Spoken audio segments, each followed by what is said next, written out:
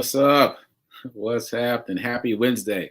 So today is August 11th, 11th day of August. This is the 48th episode of the Be Your Own Hero show. Trying to get it in the shot. Hero is an acronym. It means helping everyone reaps optimism. In other words, helping others is a reciprocal action. You help yourself as you help others. And in the context of this show, this is my journey of becoming my own hero, my effort to become my own hero. And hopefully my journey is at least interesting, if not inspiring to you. So hopefully that you will become your own hero, or hopefully you're already in the process of becoming your own hero and you'll get a couple of tips and tricks from some of the things that I've learned about. I am not a certified personal trainer or a certified financial advisor, so take my physical advice and my financial advice with a grain of salt. These are the things that have worked for me, and I'm just sharing my journey with you, and hopefully you'll get some utility out of it. So all that said, shout out to New Thought Media Network. That is the network that this show is on. If you'd like to donate, here is the website, ntmedia.org. And please donate to them so that they can provide more positive programming like this show, like the Be Your Own Hero show. So thanks to New Thought Media Network for the space and opportunity to talk about my effort to become my own hero. All right, let me check my notes, make sure I got everything. Yes, and also the Be Your Own Hero show is on air Monday through Friday, live at 9 a.m. Central, 10 a.m. Eastern, right here on the New Thought Media Network. It also rebroadcasts. It also saves itself, let's say it that way, to my YouTube channel, which is just Sekou Writes on YouTube, and my Facebook page, which is Sekou Writes page. So if you missed the live show, you can catch the replay both on Facebook and on YouTube. And obviously, you can keep tuning in here to watch me live Monday through Friday, 9 a.m. Central, 10 a.m. Eastern. All right, so today is Wednesday. That means it's Workout Wednesday. And I put a note here that I'm still in Studio B. I called it Studio A yesterday, but this is really Studio B because the first show I did back in New York, I did outside on the patio. So this is technically Studio B. And as you see, I've got the photo of the bridge, the Brooklyn Bridge from Brooklyn to Manhattan behind me. And there's a better shot of it there. You can see Manhattan in the distance. Okay, all that said, back to the lecture at hand. This is Wednesday, which means it's Workout Wednesday.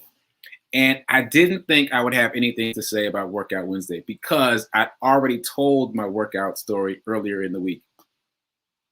I don't even remember what the story was, but I told it. And I was like, I'll have a special report for Wednesday. But as usual, something happened during my jog. So let me put my notebook down for a second to tell you about pink shorts. Since I've been in New York, I've been jogging mostly on the West Side Highway. Yes, because I paused because a few of you have said, oh, it's so dangerous jogging in New York. No, first of all, I'm up and out early, so there's not much traffic, number one. Number two, the West Side Highway has this bike and jogger path where there's no cars allowed. Literally, you can't get a car in there or any vehicles in there. So it's completely safe. And it's beautiful because it's right there on the Hudson River. It's lovely. So shout out to those of you who are worried about me. I'm good. So that said, especially when I start off late, I immediately go to the West Side Highway because there is no traffic. Okay, so I've been going over there to the West Side Highway, jogging that route, and this path literally runs the whole length of the island of Manhattan on the west side. So the whole 13 miles of the island is just, all the way up and back. And I say that to say that there's no loop. There's no circle. It's just a straight line. Okay. Pink Shorts is a small Asian woman with a black ponytail, and she wears these really bright neon pink shorts. She has been wearing me out. She's been wearing me out since I've been here because I go out there onto the West Side Highway, and you might see someone twice, right? Generally speaking, you might see someone twice. If they run past you, they're moving fast. They run past you, and they get to whatever their stopping point is, and they come back, and you see them again. And you're like, okay, they finished their run. Pink Shorts will zoom past me 4 times. How is that possible? It's a 13-mile loop. I'm only jogging a mile or 2 at best, right? And I'm talking about fast. She'll go past me, and then she'll come back past me, then she'll come back again past me. I don't understand it. I'm confused by it, right? Because she's the only person that does that. So anyway, I've had this kind of thing with her. Like I'm gonna catch Pink Shorts one day. That's been my thing. I'm gonna catch her one day. I'm gonna follow her to see what's happening. How was she zooming past me 3 or 4 times? Well, today, as I was jogging across the West Side Highway to the bike path, who do I see? Pink Shorts come zooming by. And I was like, you know what? Today's the day. Today's the day. So I take off running. I'm still crossing the street, man. I'm still crossing the West Side Highway. But I take off, coming in fast and lean into that turn to make the turn to follow behind Pink Shorts. She's already gone. She's already gone, just that quick. I could see her in the distance, so I decide, all right, catching her did not work, but I'm going to keep her in eyesight. Right? That's the new plan. The catching her plan did not work out, but the new plan is keep her within eyesight. So I do. I keep her in eyesight for a bit. And it's hard, mind you. She is fast. So it was hard. And the road winds a bit. So sometimes I lose sight of her, and then I come around the corner and be like, okay, there she is in the further distance. So she kept moving further and further away. But I was determined to keep her within eyesight. But I also had a goal. My goal was to jog about 1.5 miles out and then stop and then come back, right? So I'm chasing Pink Shorts for a minute, and she's just getting smaller and smaller, and I'm just getting sadder and sadder as she moves away into the distance. And then I hit my mile limit, my 1.5 miles. I was like, all right, well, let me do my thing. So what I've been doing recently is I'll stop at some point. So right now, today it was 1.5 miles, and I'll do push-ups and sit-ups on the water outside, and then I'll jog back. So usually I just pause the jogging app. The jogging app is called Strava. Some people were wondering what app I'm using. It's called Strava, Strva. I use the free version. There's a paid version, but I haven't upgraded to that. So anyway, typically I will pause the Strava app and then just hit resume when I start jogging again. Today I pressed stop. I just closed out that run of me chasing Pink Shorts. I'm not even sure why I closed it out, but maybe because I didn't catch her, and I was like, oh man, let me just end this run. So I ended that run, and then I started a new run after I did the push-ups and sit-ups. So a separate run, so 2 separate runs. Okay, this is important. So I do my little workout, and I jog back north. It's a new run, and so I'm just going to add the miles together. And so anyway, I'm doing my little social media. For those of you that haven't noticed, I've been doing what I've called a run report. So I do a run report every day where I compile photos and little snippets of video of where I am, and also a little bit of me talking about what's going on. I started doing that in Traverse City, Michigan, when I was on the Nissan Pathfinder test drive, because all of a sudden I was out of pocket, out of Nashville, doing something else, and I just felt like it was important to kind of explain what's going on. And people seem to like it a lot. So I've been doing more of that. So every day on my Facebook and my Instagram, I am doing a run report. So go check that out. Anyway, I'm getting my stuff together for the run report. And Strava has all these medals. When you achieve something, it gives you medals. You don't know what they're for, though, because it's keeping track of everything. But it'll say, oh, you've got achievements. So I got all these achievements for the first mile, the Pink Shorts mile, but not the second mile. The second mile is 0 achievements. So anyway, I'm doing my little social media, and I was like, oh, I should check and see what these achievements are. Now, before I tell you what the achievements are, let me tell you what the question of the day is. The question of the day is, do you know what you're capable of?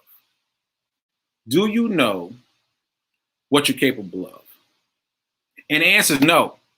The answer is no. You do not know what you're capable of. And neither do I. Now, back to the achievements. If you've been watching the show, you know recently I made a big deal about my first sub 8 mile, meaning I ran 1 mile in less than 8 minutes. And I was super excited about it. I just barely got it. I got 7:58, and I was super excited. And Strava said, the app on my phone said, congratulations on your second fastest mile. And that just blew my mind. I was like, what? What? So anyway, I ran, my fastest mile was a 7:39. Since I've been in New York, I ran a 7:38. So I'm thinking, okay, all right, I'm kind of working my way down to 6. And in my mind, I was visualizing this Herculean effort to get a sub 6 mile, a sub 7 mile, really, sub 7 mile. That I was going to have to use everything I had and dive across the finish line like a football person diving into the end zone. You know where this is going, right? I checked the app today. It told me I ran a sub 5-minute mile. 4 minutes and something seconds. I think it was 4:40. I don't know what it is exactly because I just couldn't get past the 4. I was like, 4 minutes chasing pink shorts down the West Side Highway. So the point is, you do not know what you're capable of, and neither do I. And so the homework is push yourself a little bit. I guarantee you, you are capable of more than you think you're capable of. And so apparently am I. So we got to push ourselves a little bit just to find out what we're capable of. So today, not tomorrow, today, tell yourself, I don't think I can do this thing, but I'm going to try it anyway. The phrasing is important because the phrasing lets you sneak up on your mind. You have to sneak up on your mind because if you don't, the belief box will harden into place and they'll say, no, you can't do that. You're too old or you're too slow or your body hurts, or whatever it is, it's going to be a bunch of excuses. So in order to get past excuses, I have discovered that if you say, I don't think I can do that, but I'm going to try, your mind is like, all right, let's try it. It won't constrict you as much as if you say, I don't think I can do it. So try that today. Decide, all right, here's this thing I'm going to try in the field of exercise. I don't think I can do it, but I'm going to try anyway. And try and see what happens and report back because you are capable of more than you think. And so am I. A 4-minute mile chasing. You know, I'm going to be out there every day looking for pink shorts, right? Every day. I hope she doesn't think I'm a stalker or something. I have to keep my distance, but that's incredible. Anyway, I'm already way over time telling this story, and I've got so many things to talk about. So let me try to wrap this up quickly. I don't even think I can do the commercial break. All right, let me try to run through these other things. So, Hero News. I just want to circle back to Danielle. I gave her a shout out yesterday for buying a shirt in Brooklyn. She told me how to pronounce her name. Her name is pronounced Danielle Sekou, and she's the author of Salt. Her book Salt is available on Amazon. Go check that out. I was going to read a quote, but I don't think I have time. All right, so shout out to Mom. Mom sent me some waffles. These are some Wolferman Belgian waffles. They're small. See how tiny they are? They just pop right in the toaster. And one of my friends was like, why is your mom sending you waffles? First of all, mind your business. Ain't none of your business why my mom is sending me waffles. But second of all, she knows her son. She knows that I have not done any proper grocery shopping since I've been here. And so she's sending me food to eat. Waffles and Moose Munch popcorn, which I just got today. I don't even know what Moose Munch is, but it looks yummy. I'm going to tear these up today. All right, so shout out to Mom. Appreciate you. You know your son. Okay, In God's Hand. I made the first charity run payment today to In God's Hand. It's a nonprofit in Nashville. And I really want to talk more about them. I'm going to have to go over time a little bit because this was a pandemic shift for Lisa. Lisa Sutton is the founder of In God's Hand. It was a pandemic shift. She has a full-time job. But listen to this. After working from 9 to 5, she goes home and she cooks massive amounts of food. And then she puts it in containers. And then she drives the food downtown to Nashville and hands it out in places where the unserved gather. It is amazing work. She does this every day after work. So that's like her second job, her nonprofit, In God's Hand. So anyway, I gave them a donation of $140 this morning via Cash App.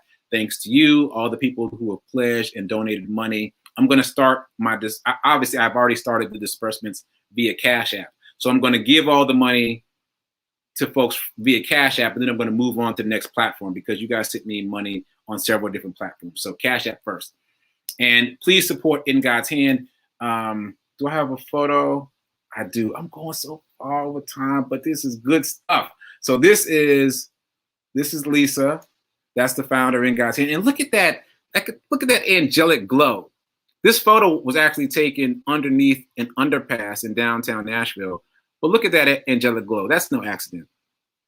The unhoused man standing next to her is Pernell. He just got a job when this photo was taken. And what's he holding? He is holding a brand new Hero hoodie because I have been giving Hero items to Lisa to give to her people. So super excited to see it all coming together in this photo right here.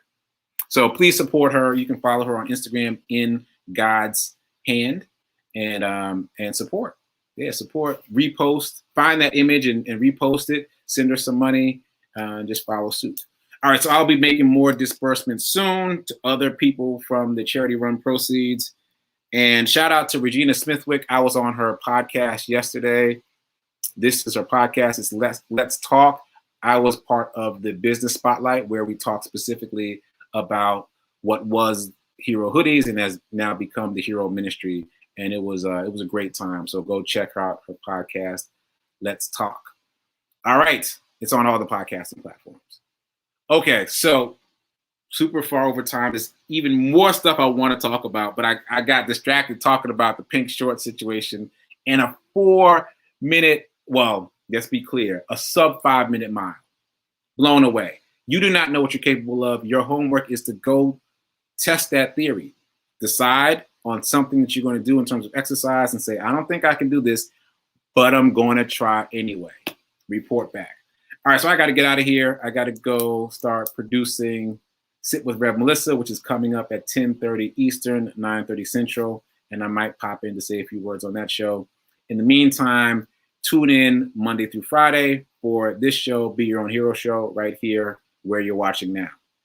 So keep doing, be a hero, be your own hero, and remember that now, right now, is better than perfect, and I will see you tomorrow. Later.